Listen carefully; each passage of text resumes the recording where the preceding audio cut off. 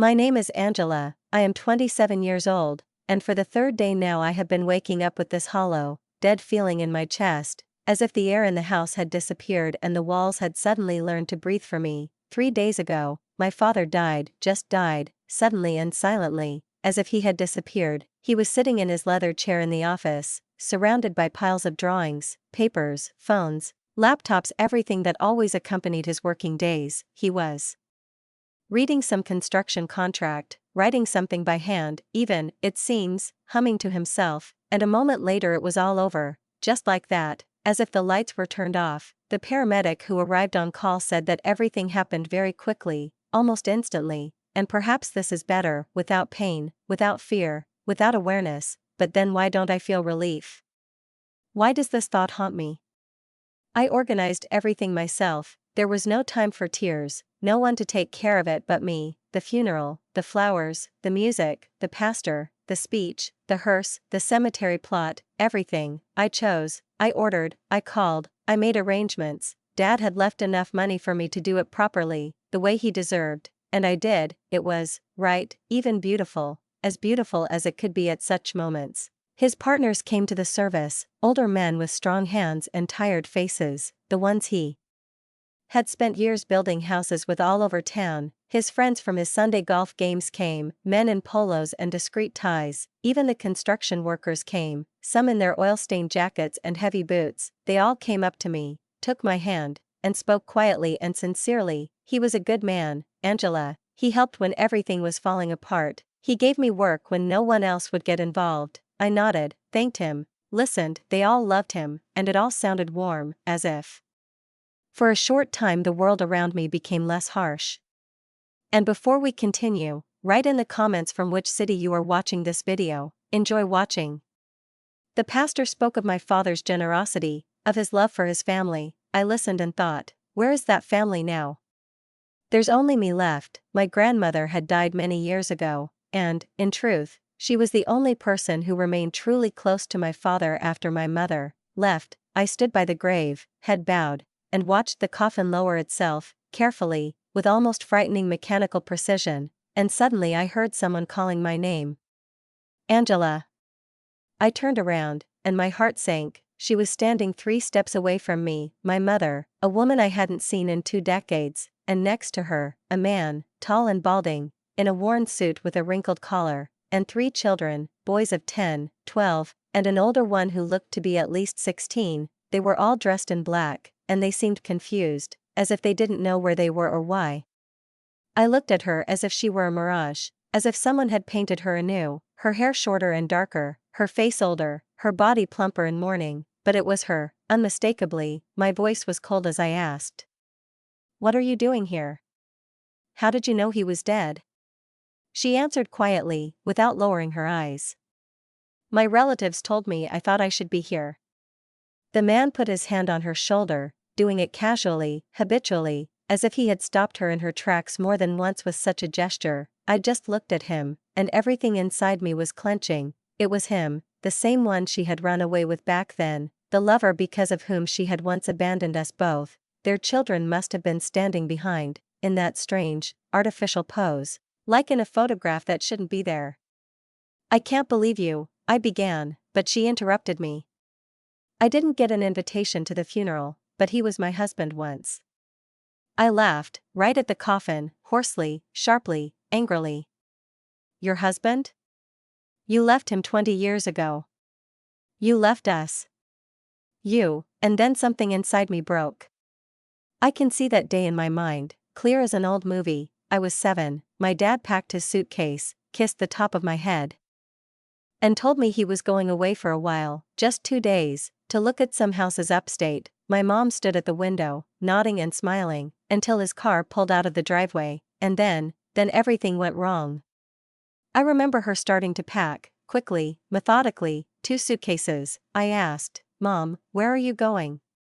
She didn't look at me. She said, "Mom needs to go away for a while, you stay here, Dad will be back soon." And that was it. She didn't wait. She left a note on the kitchen table, zipped up the suitcases, put on her coat, and left.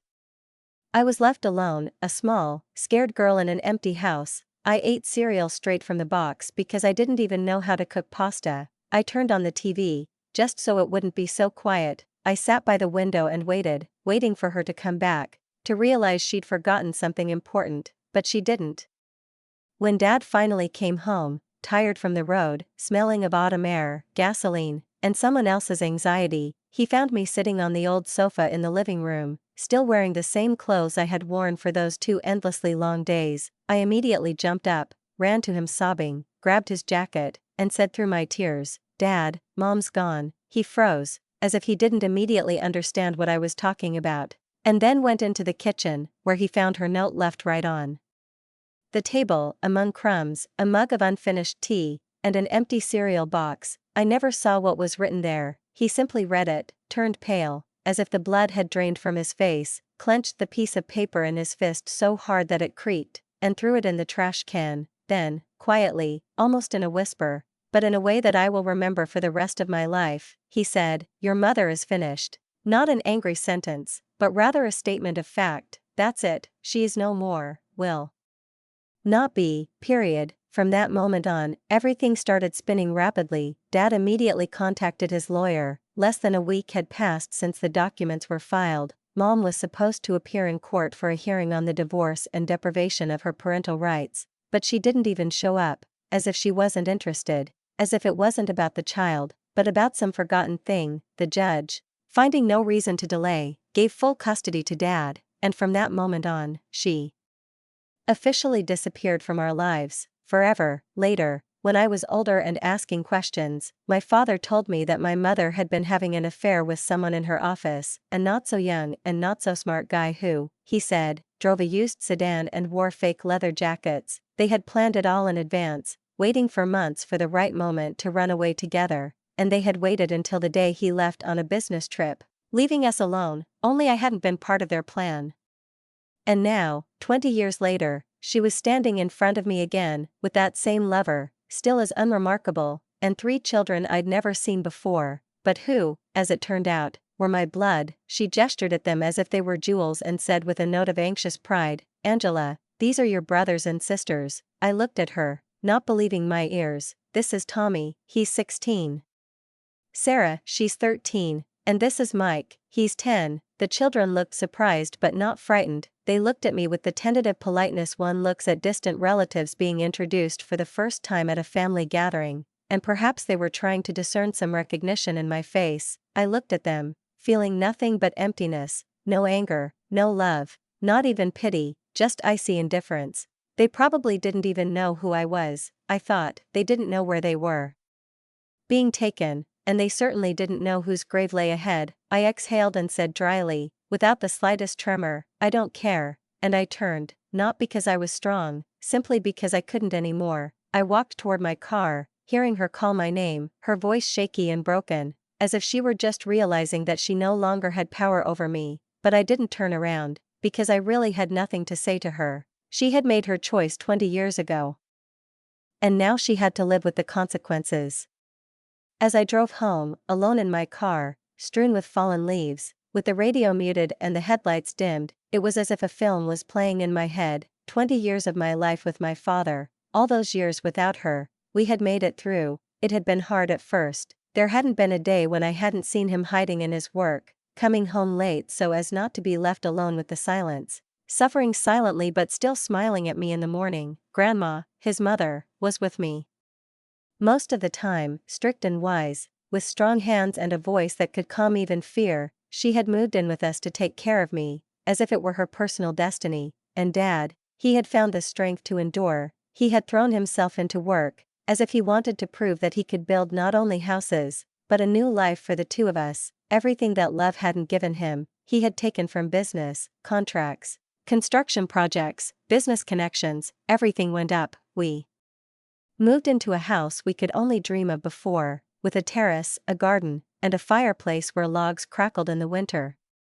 He never married, he never even dated anyone seriously, although women tried, beautiful, smart, with kind eyes, but he said, "You are my family, Angela, that's enough." Thanks to him, I graduated from college. I studied to be a business administrator, and he paid for everything down to the last dollar. when I graduated, he bought me an apartment, spacious, bright, with a view of the city. I got a good job, although, to be honest, I might not have worked. After my grandmother died, I got everything she had saved for years, about $200,000 and her house. I sold it and invested the money wisely. The interest allowed me to live calmly, without rushing, without worrying, but I didn't want idleness. I needed work, movement, meaning, and now he's gone, and I'm alone. Well, not really alone, to be precise. He left me everything he had, the house, the cars, the business, the bank accounts, everything. I found his will in the bottom drawer of his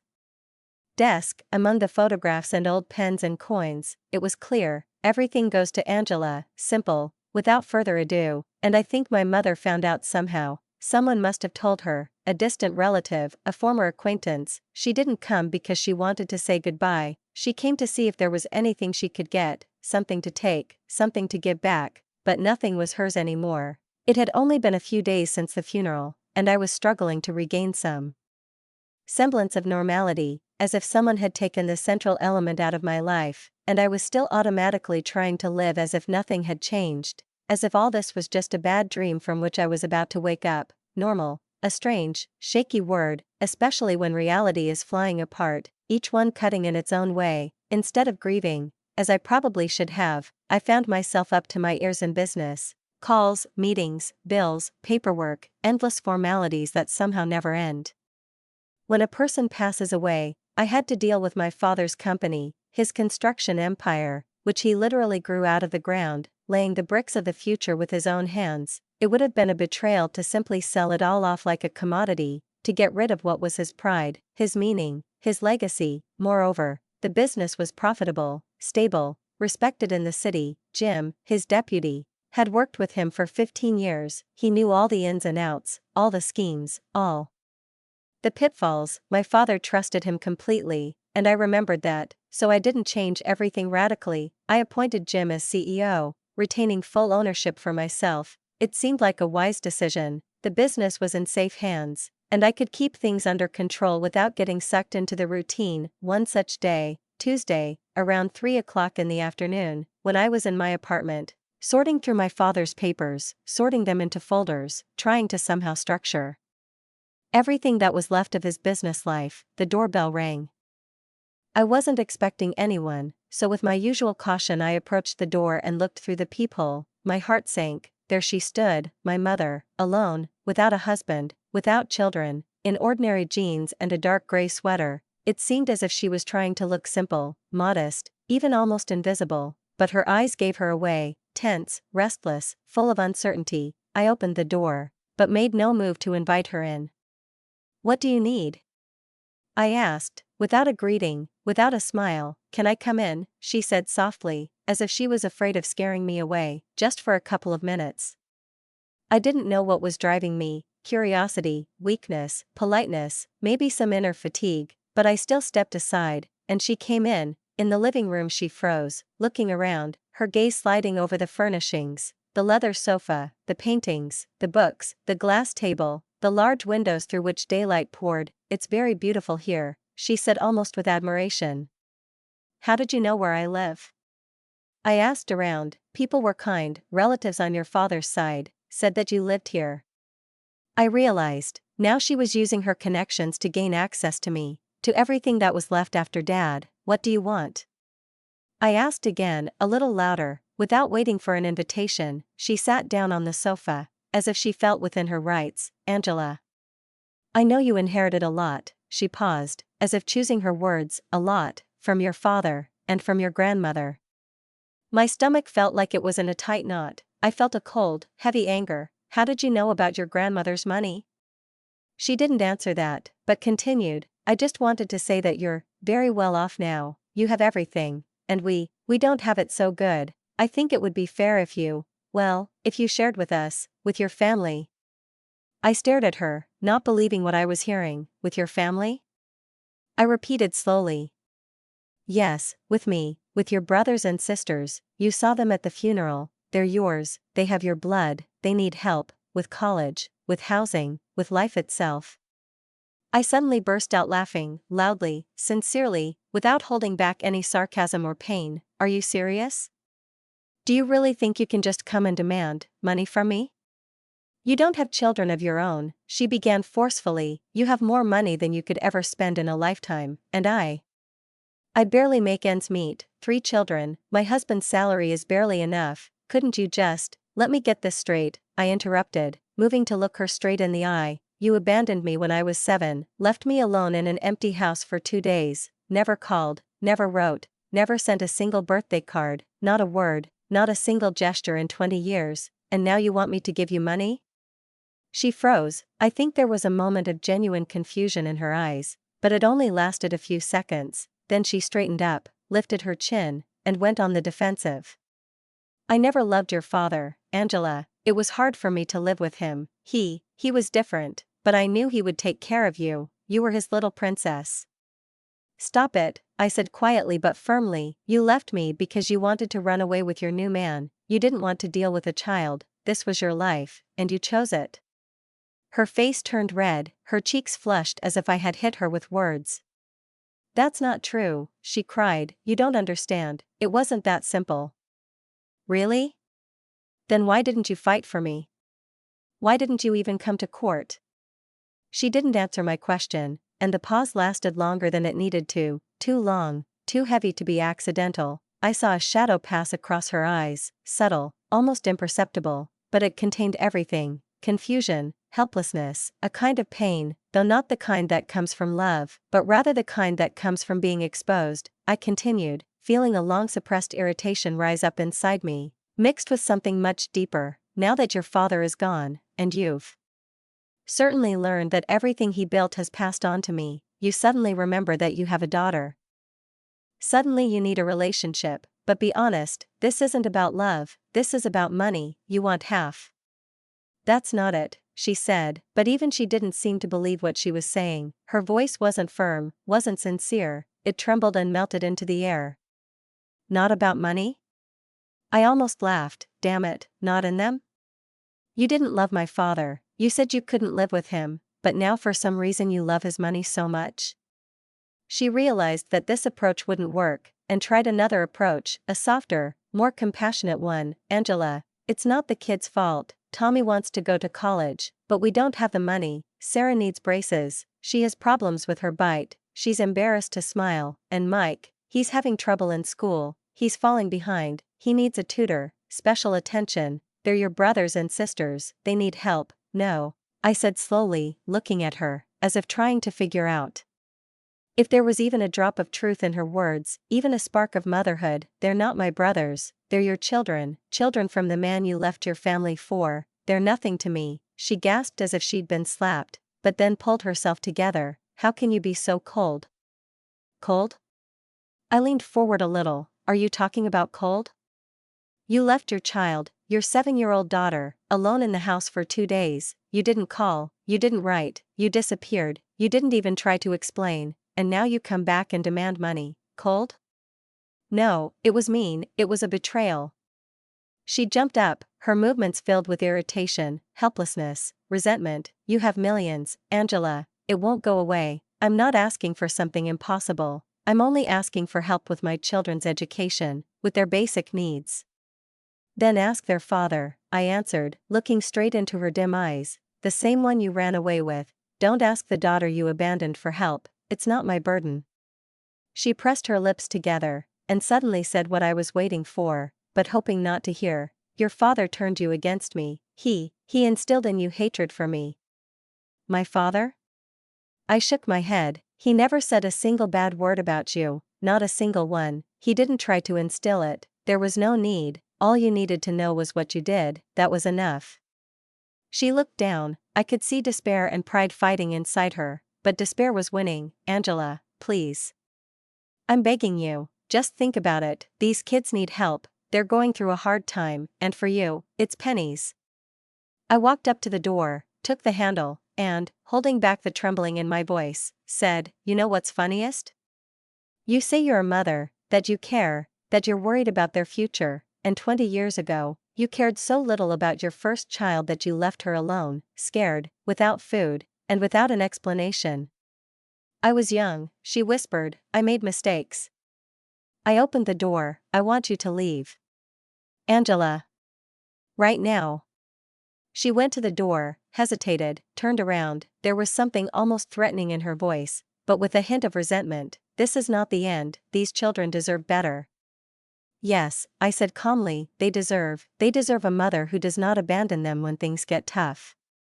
After the door slammed behind her, I slowly walked into the kitchen, poured myself a glass of wine, sat down on the sofa, pulled my knees to my chest, and only then noticed how much I was shaking. Goosebumps covered my arms, and a dull pain filled my chest, not from the words, not from the scene, but from the very impudence with which she showed up, as if nothing had happened. 20 years of silence, and now, claims to half of everything my father had achieved, everything he had built, everything he had worked so hard to save. She wanted to take it all away, like it was hers. I thought about her children, I really did feel sorry for them. They were unlucky, they didn't choose their parents, it wasn't their fault, not that their mother was selfish, not that their father couldn't seem to provide for them, but they weren't my responsibility.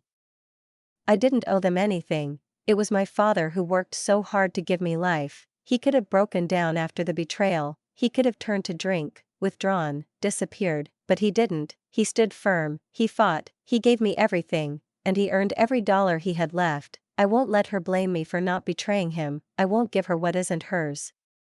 2 weeks passed, everything seemed to have calmed down. Then one day, I found a thin white envelope in my mailbox from a law firm whose name meant nothing to me. My hand shook as I opened it. Inside was a notice. My mother had filed a lawsuit. The claim was for half of my father's inheritance. I grabbed the phone almost as soon as I finished reading the letter, my hands shaking, my heart clenched into a fist. The only name that immediately popped into my head was that of David Martinez, the man my father trusted as himself, the man who helped him with the will, contracts, taxes, and all the things my father was truly meticulous about. I knew that if anyone could help me make sense of all this wildness, it was him. When David heard my voice and I explained to him what I had received, he was, as always, calm, reserved, but there was a hint of regret in his voice. Angela, I'm so sorry to hear this, he said when I forwarded him copies of the lawsuit, but please don't panic, your mother has no legal claim to any of your father's estate.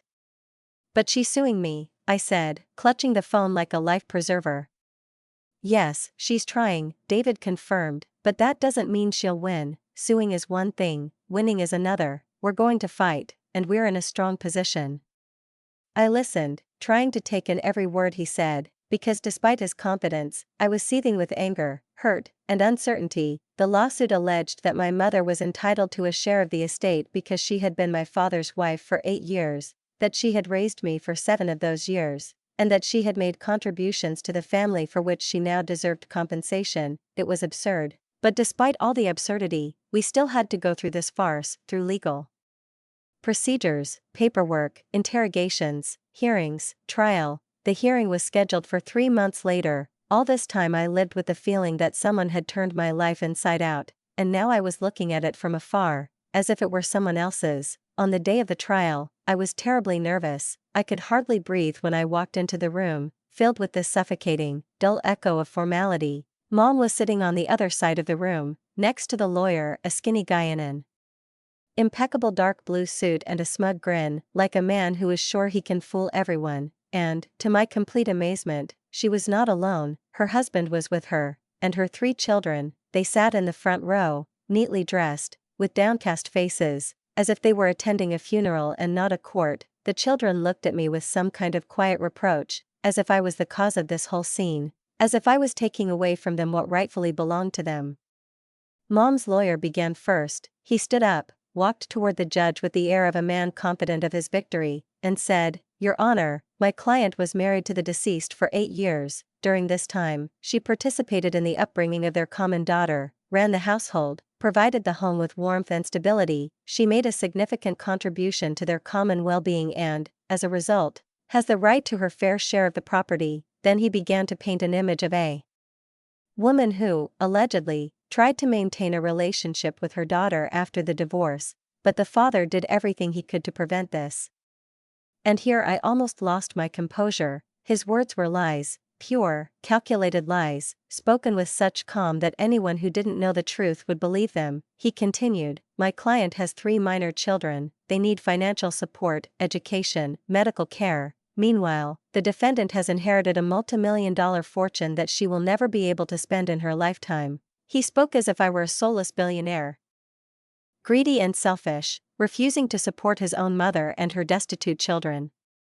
When it was David's turn, he was, as always, cool and precise. He laid out copies of all the documents in front of the judge, including the divorce decree, the custody papers, the father's will. His voice was calm, but each word was like a hammer blow. "Your Honor, the plaintiff left her 7-year-old daughter alone in the house for 2 days, unsupervised, without food, without an explanation. While her ex-husband was away on a business trip, she ran off with another man and has made no attempt to return to the child's life since. She has not fought for custody, has not paid child support, has not called, has not written, has not wished a happy birthday. 20 years, no contact." Then he laid out bank statements, old phone records, evidence that she had never made even the slightest attempt to contact me. "And only after the father's death does the plaintiff appear in her daughter's life," David said, turning to the judge. "And only after the inheritance comes to light. This isn't a case about family, this isn't a case about justice, this is a case about money, about the pure, unadulterated desire for something that hasn't been earned." The judge, an older woman with piercing eyes, turned to the mother and, for the first time in the hearing, spoke directly to her. "Mrs. Williams, tell me, why didn't you try to contact your daughter when she turned 18 and was no longer under her father's care?" The mother fidgeted, her fingers clutching the hem of her skirt. I thought it would be better if she stayed with her father. She had a stable life, I didn't want to interfere." The judge raised her eyebrows. "And now you're here, you say you'd like to mend your relationship with your daughter." "Yes, Your Honor, I've always wanted to be a part of her life." "Then why did you wait until her father died? Why did you show up only after the multi-million-dollar inheritance was revealed?" "I object, Your Honor." My mother's lawyer jumped up, his face irritated, as if he himself was beginning to doubt his own speech. "The timing of my client's decision to contact her daughter cannot cancel her legal rights to a share of the property."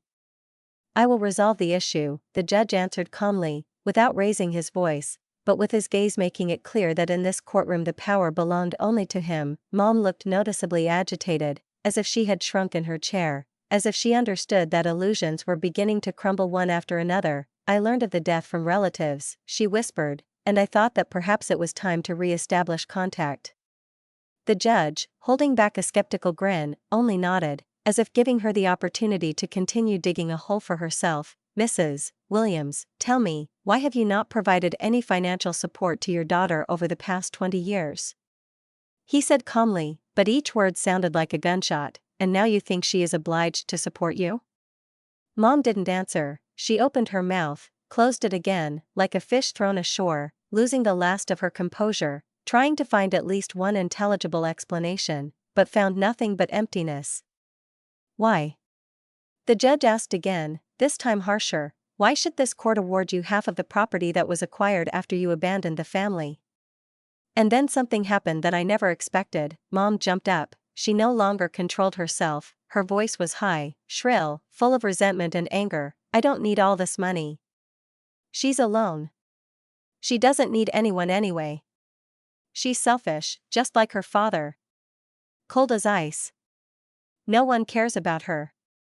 Silence reigned in the hall. It was thick and ringing and heavy. Even her own children, sitting in the front row, looked frightened and confused. The eldest son looked away, the girl looked at the floor, the youngest squeezed his father's hand, and I felt something inside me tighten, like a slap, not a physical one, but one that took my breath away. She called me cold. After all she had done, she said no one cared about me, after 20 years of silence. "Mrs. Williams," the judge said sharply, slamming his gavel down on the wood, "sit down and pull yourself together. This is a trial, not a family drama." Her lawyer rushed to her, trying to sit her down, whispered something, but the damage was already done, irreparable. The judge silently leafed through the papers, stopped, raised his head and looked first at her, then at me. His voice was firm, clear, calm, I find no legal basis for the plaintiff's claim. The defendant inherited the property under a legal, valid will from her father, who had every right to dispose of his assets as he saw fit. He paused, looking straight into my mother's face. Moreover, the plaintiff voluntarily renounced her parental responsibilities 20 years ago and took no steps to restore contact with her daughter until the moment when the inheritance became known, and, I dare say, for purely material purposes.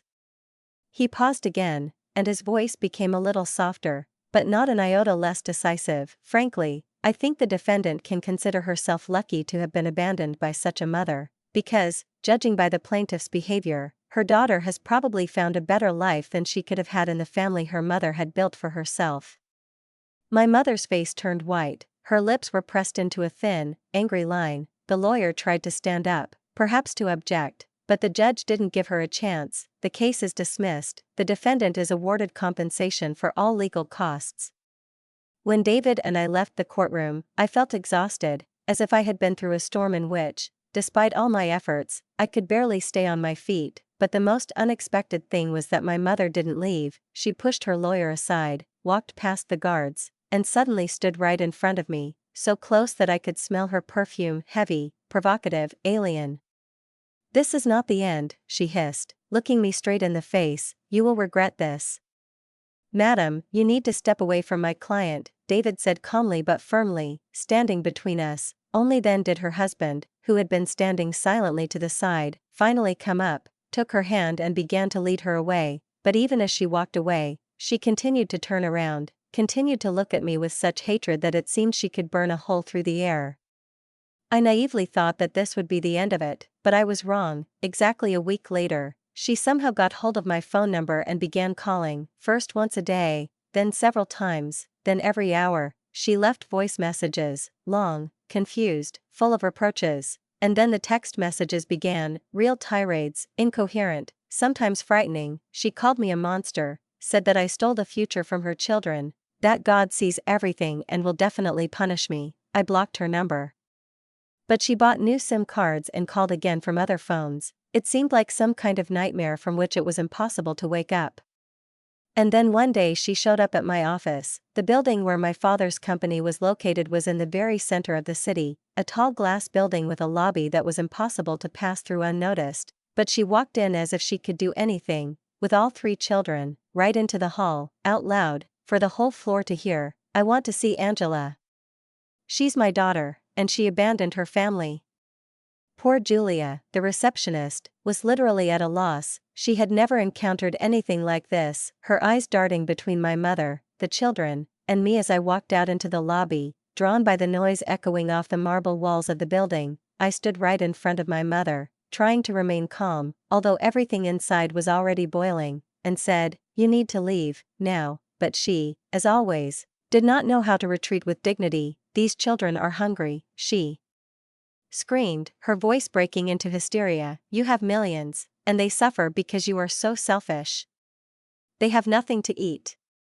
Her voice echoed through the lobby, bouncing off the glass panels, causing the heads of employees and visitors to turn around. The children stood, not knowing where to go, pressed against the wall, their eyes downcast, shame in them, not anger, not fear, but humiliation, as if they understood that their mother was doing something irreparably awkward and dirty, but could not stop her. People in the hall exchanged glances, some with pity, others with undisguised interest, and I felt how cold rage rose in my throat. The security arrived quickly, and my mother allowed herself to be let out without resistance, but the impression of this spectacle remained, and I knew that such things do not fade from memory. The employees, although well-mannered, asked questions with their eyes, and in conversations over coffee, phrases flashed in whispers. "Who was that?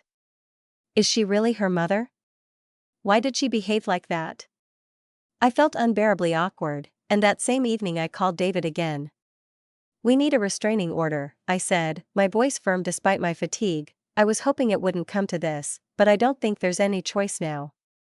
David, as always, didn't ask any unnecessary questions. He filed the application the next day. The trial was the following week. The judge assigned to the hearing was a woman in her 50s, with a face that conveyed the wisdom, weariness, and determination of someone who had already faced similar situations dozens of times. she looked straight at me, without a hint of sympathy, but without irritation either.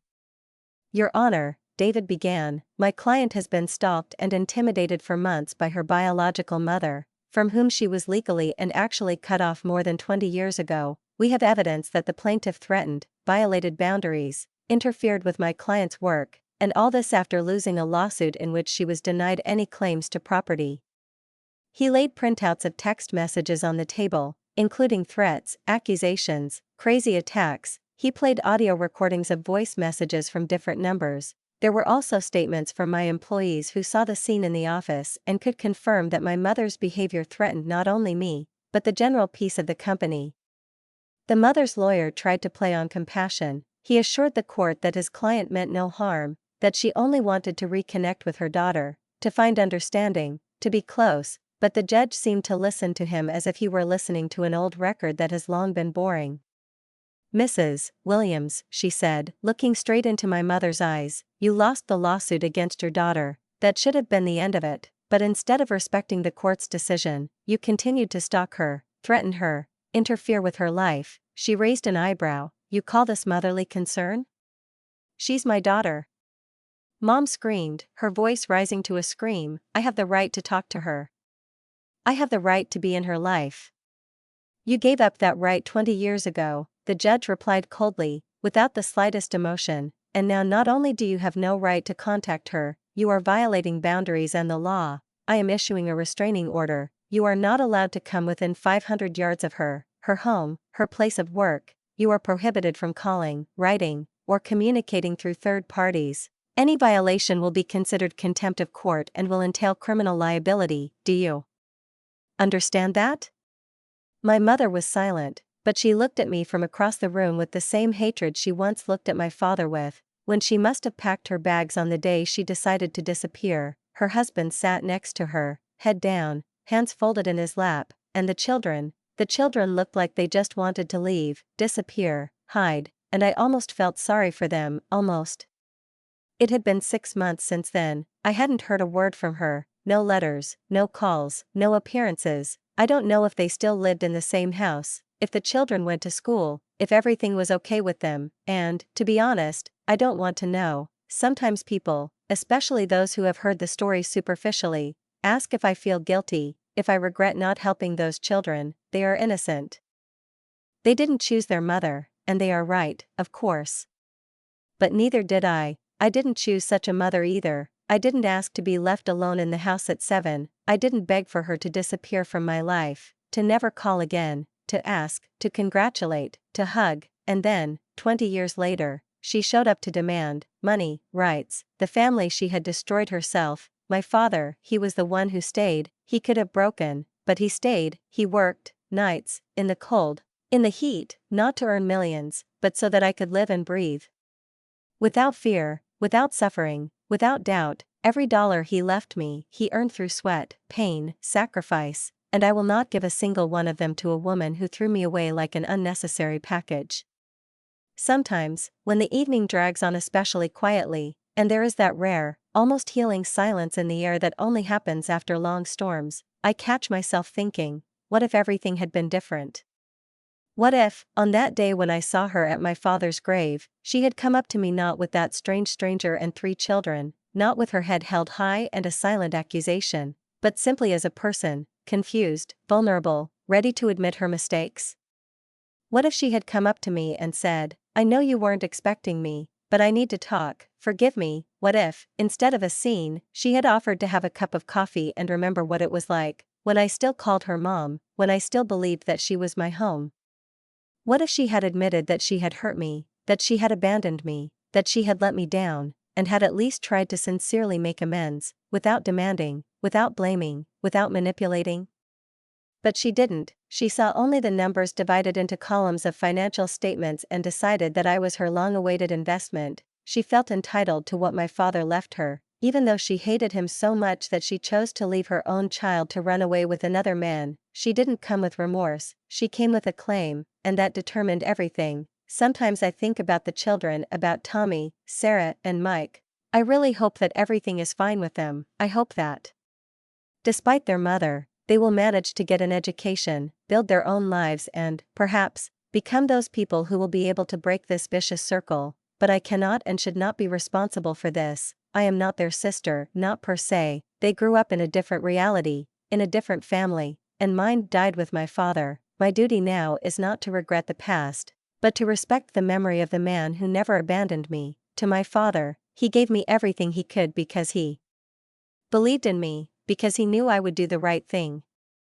I kept the construction company going, not because I had to, but because I knew it was his pride, his legacy, his living continuation. Jim, whom my father always considered a reliable support, turned out to be a great manager. The company is not just working, it is growing, entering new markets, signing contracts, winning awards. I invest wisely, I do not chase luxury, but I do not deny myself what really brings joy. I travel, I donate to charity, I live not loudly, but honestly.